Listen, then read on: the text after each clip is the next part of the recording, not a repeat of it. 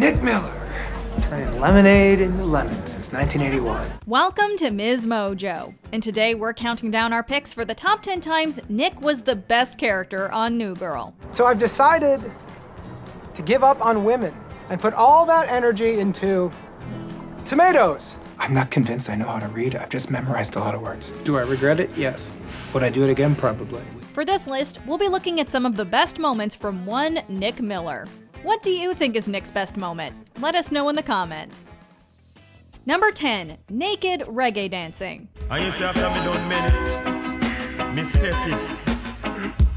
Nick has always been the most relatable character on New Girl, and this moment proves it.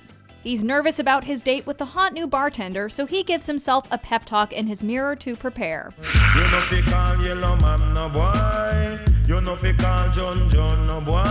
While dancing to reggae music, he strips down to his birthday suit. It's a moment of both metaphorical and literal self-examination. Here's what it is. Naturally, this is the exact moment Jess walks in and catches him in the embarrassing state.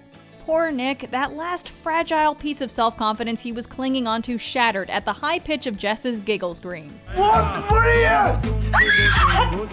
Anyone who has lived with roommates can understand the distinct lack of boundaries that comes with Nick's living situation. Number 9, February. Okay, so you start with the first take. That's it, really. Let's be honest, we've all had trouble with this word. What is that middle R even there for?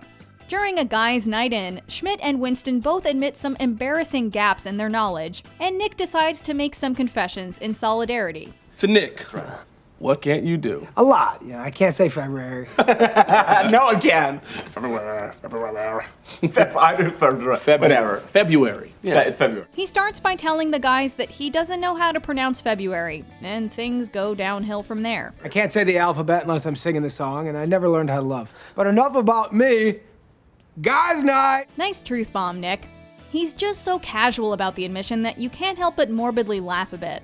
Or belt out a haunting love song.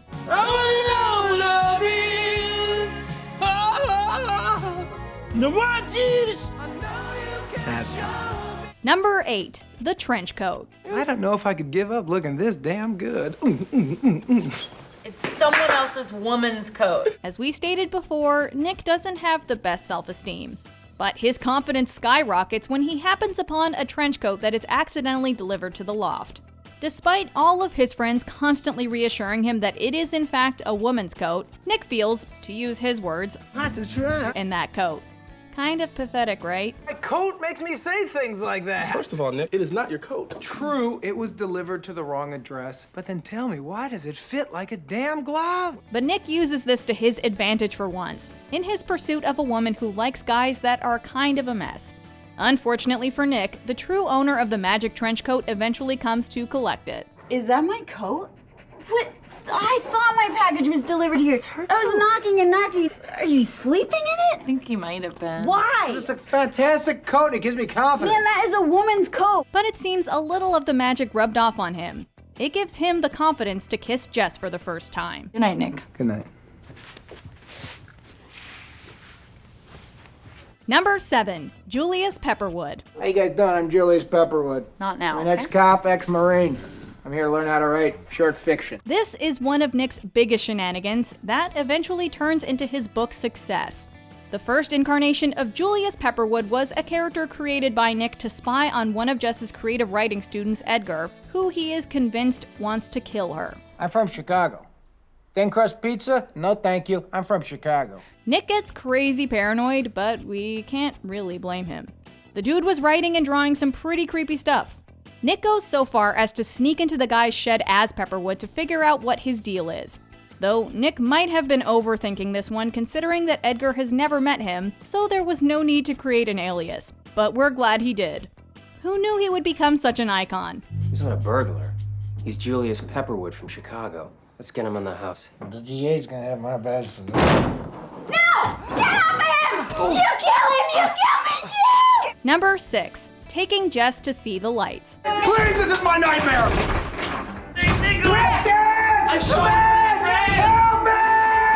Every single Christmas, Nick misses his flight home, so he is determined to make it this time. But when Jess gets dumped at a Christmas party, and it is pretty much all his fault, he makes a big move to make it up to her. There's something that we gotta do. Sorry. What are you doing, man? He takes her to Candy Cane Lane to see all the pretty houses all lit up with Christmas lights and decorations, but they arrive too late. I think we're too late, Nick. Yeah, this was supposed to be your gift, Jess. I screwed it up. Sorry. That doesn't stop Nick from saving Jess's Christmas, though. He bangs on doors and gets the whole gang to shout in the middle of the street for everyone to turn on their lights. Turn on your lights! Yes! Turn on your lights! Turn on your lights! Nick makes a Christmas miracle happen for her. And, of course, he misses his flight.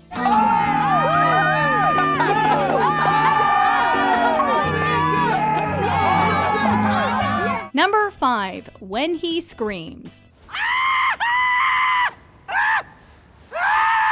Nick isn't exactly the type of guy good at expressing his emotions, but whenever he gets excited or hurt or scared, he expresses those moments the only way he knows how, with the patented Nick Miller scream. Ah, this little piggy went to my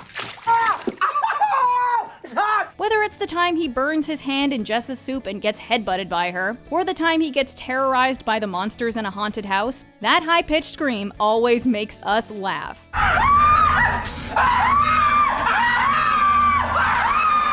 Our favorite is when he freaked out meeting Prince.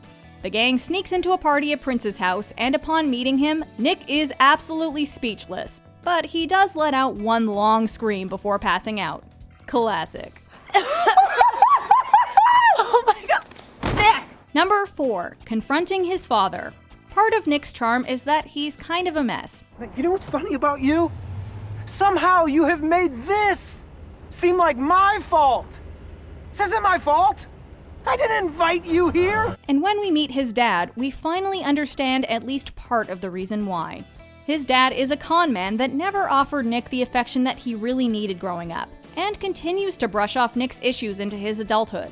This really explains a lot about Nick. I am not a successful adult. I don't eat vegetables and or take care of myself. And it's because of you. Like he says, he's not a successful adult. He doesn't even wash his own towel. How do you think this is your towel? Do you even wash it? No, I don't wash the towel. The towel washes me. Who washes a towel? Through a series of hilarious and unfortunate circumstances, Nick finally does express the frustrations with his father that he's been holding on to for so long. It's nice to see some insight into the lovable wreck we all love. Maybe I did make some mistakes along the line, okay?